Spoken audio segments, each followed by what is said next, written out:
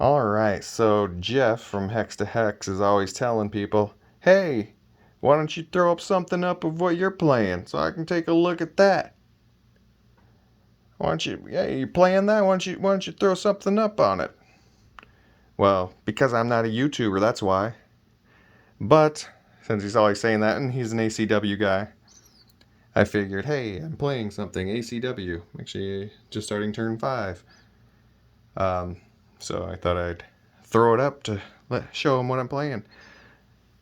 And this one is actually quite interesting because it is solitaire. I mean, it's a two-player game, has solitaire rules. And although the system controls the Union and you play the Confederates, if you've played something like Enemy Action Ardennes, which I just got done playing the Allied solo campaign of that game again, and then you come to play this one, really following the solitaire decision tree, if you can even call it that, is pretty much nothing compared to Enemy Action Ardennes. So it doesn't bother me at all. But anyway, you can see the situation here. Because this is the battle that it is, the Union is only allowed to have 2 corps committed at a time. Then each turn you kind of roll to see if they withdraw, which that's just what happened to the 2nd Corps here. They were just forced to withdraw. And now the 9th and 5th Corps are going to be in action in turn 5. They are committed. Which I'm really happy about that because, well, it'd been nice if the 5th Corps was not committed. Because the 5th and the 2nd Corps really, the middle bridge here, the Confederates, they can't get within 2 hexes of the middle bridge at any point in the game. And that is supposed to simulate the fact that the Union had pretty heavy defense there with their cavalry. So there's no cavalry units in the game defending there, but it's abstracted through that rule. So the 2nd Corps and the 5th, well, the 5th Corps definitely can just pour right across that middle bridge. And the 2nd Corps can get across the middle bridge, and there's also a ford up here. They're able to ford across the creek here, where in Iowa we say crick, but here, the Antietam Creek. They were able to ford across there, and they did a lot of damage already in the sunken road area. You can see all my eliminated units compared to their eliminated units, but part of that is because their units are just a lot larger. Most of them have 6 steps, so it's not like they've been just rolling through me and I haven't been dealing any damage. These here are all units that have taken damage, losing steps. They're just so large they're not eliminated yet. So this area is pretty difficult to defend. Down at the bottom, the 9th Corps hasn't been much of an issue because really they have the Rohrbach Bridge, and then there's only a couple of smaller areas to ford here. So those choke points you can defend pretty well because to attack across the bridge, their attack factor is already halved.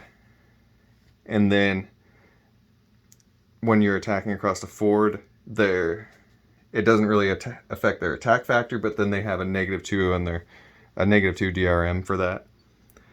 So you can defend pretty well down there without committing a lot of units.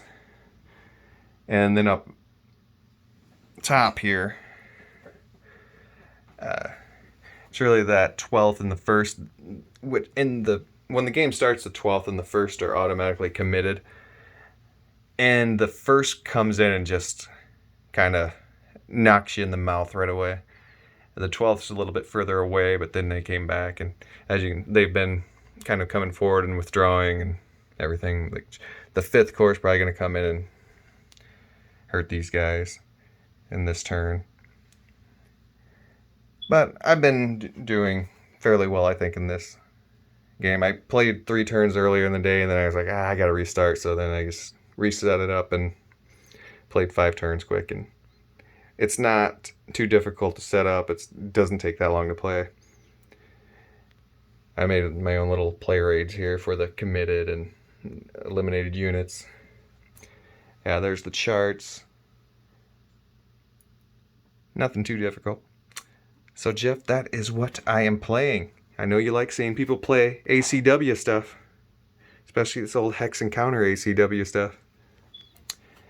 And more than that, I've got another Civil War game set up over here. But it's the wrong Civil War. Spanish Civil War. Ebro 1938. So this is World War II era. So I haven't played this, and it's been probably like 4 or 5 months since I've read the rules. So I will be reading the rules again. The reason it's set up is because I found out, hey, if I take the time to set up a game, I am much more likely to play it. And this one I've been wanting to play for a while now, so I'll probably play this one a few more times before I even touch the Spanish Civil War game over here. And then just because there's a lot of more space, this one has a very small footprint. This is an Italian game. This one, by the way, it's a Spanish game, Spanish language game, but you can get English rules for it. It's a Polish company, actually. A Polish publisher. So it's actually, the rules are in Polish and Spanish and English. And then this one's an Italian game. Haven't even read the rules yet. It's a very small footprint. The rule book, I flipped through it. I haven't read it. I kind of skimmed through it. Didn't look that involved, so that's why I just threw this one up here as well. And the commander is a Garibaldi, and I'm a Babylon 5 fan, so there you go. I suppose I do have one more thing set up out here, but this is my war game room, I should say. My war room. But out here I do have this is just the general family board game room. So you can see all these family board games. But I do have a war game set up right now, Samurai Battles. And this is set up because I'll be playing it with my son tomorrow.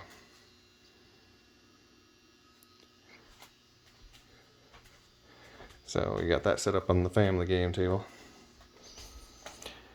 And then I can always just sit here and relax at my bar. Everybody has a bar next to the gaming room, I'm assuming. But been wanting people to share what they've been playing, so I've threw up a quick video of what I've been playing. But don't expect these videos to continue because I'm not a YouTuber. And this was already kind of a pain in the butt to do. Just on my cell phone. So this is not going to be a regular thing. Bye.